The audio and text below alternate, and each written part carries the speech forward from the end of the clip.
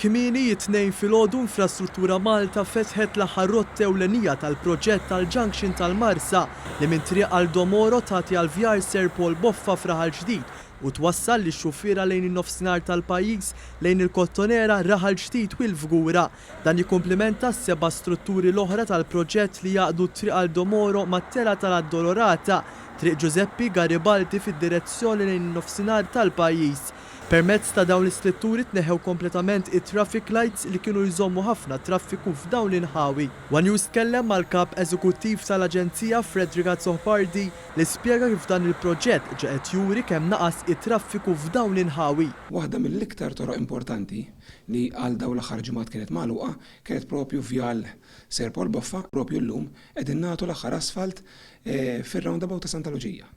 Propju għax ftaħna din it-triq tant importanti ma rajniex traffiku jinġema f'Aldomoro. U dan ifisser li kif il-proġett kollu ser ikun miftuħ, dan sa jgħin biex it-traffiku lejn naħa tal-pajjiż, taħat isfel tal-pajjiż li hemmhekk jgħaddu aktar minn 120,000 vettura kuljum, allura ħajkun qed jgħin biex inaqqas anki l-konġestjonijiet. Sentejn wara li nbeda dan l-akbar proġett infrastrutturali f'pajjiżna, dan il-proġett ma siex jinsab issa miftuħ għat-traffiku.